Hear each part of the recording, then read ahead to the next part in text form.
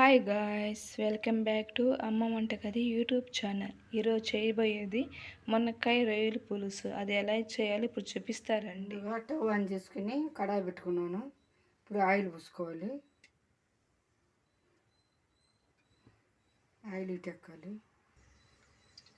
Oil ఇటెక్కింది. ఆవాల్లో తగినంత వేసుకోవాలి.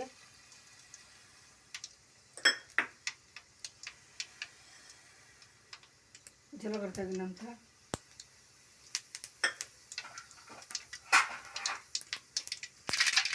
తెల్లగడ్డ పచ్చ దంచిన తెల్లగడ్డలు,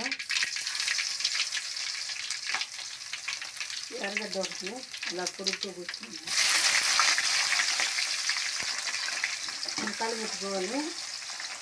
2 ఎండుమిర్చి అలా తీసుకుని వేసుకోవాలి. ఒక నిమిషం వేసుకోవాలి. ఎర్రగడ్డ వేయాలి. ఇప్పుడు టమాటా ముక్కలు వేసుకోవాలి. ఒక 3 టమాటాలు తీసుకున్నాను. సన్న ముక్కలు తీసుకుని ఇందులో వేసుకోవాలి. పచ్చిమిర్చి 4 ముక్కలు తీసుకున్నాను. ఇలా పొడుగ్గా కూర్చొని వేసుకోవాలి. మిర్చి అలా 2 కరివేపాకు రెమ్మలు, కొత్తిమీర తగినంత, పుదీనా తగినంత, అన్నీ కలిపెట్టుకోవాలి. ఒక 2 నిమిషాలు మగ్గించుకోవాలి బాగా. ఇలా మగ్గాక టమాటాలు ఎంత ఇలా మగ్గాక రొయ్యలు వేసుకోవాలి. ఇప్పుడు 1 కేజీ తీసుకున్నాం రొయ్యలు. ఒలుచుకుని శుభ్రంగా కడిగి పెట్టుకున్నాను. ఇప్పుడు ఇందులో వేసుకోవాలి.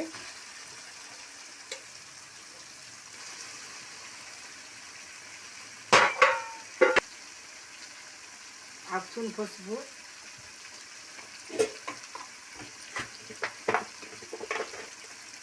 తగినంత ఉప్పు వేసుకోవాలి. కల్లుప్పు,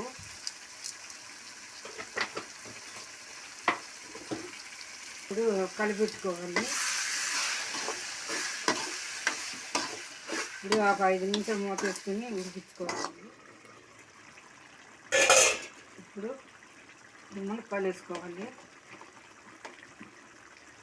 2 మునక్కాయలు ముక్క చేసుకుని పూసుకోవాలి. సగం మామిడికాయలు,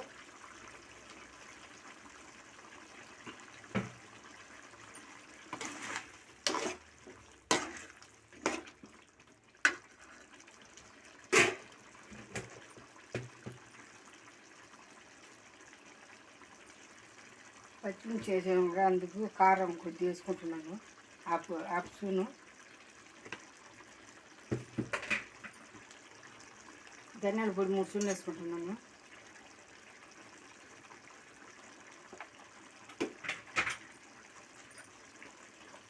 అన్నీ చేసుకోవాలి.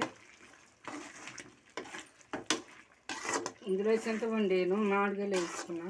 సగం మామిడికాయలు,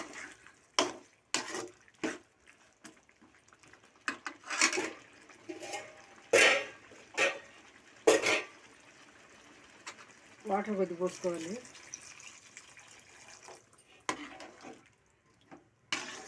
ఇప్పుడు మూత వేసుకుని ఉడకించుకోవాలి. ఒక 5 నిమిషాల దాకా.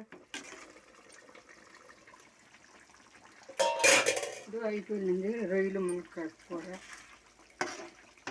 ఇప్పుడు సరిగ్గా బాగా తీసుకోవాలి.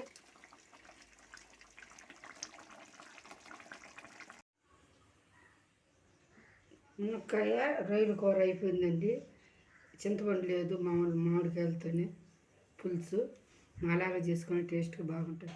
ఈ వీడియో కానీ మీకు నచ్చినట్లయితే please like, comment, subscribe to అమ్మ వంటగది యూట్యూబ్ ఛానల్. అలానే పక్కనున్న బెల్ ఐకాన్ కూడా క్లిక్ చేయడం మర్చిపోకండి.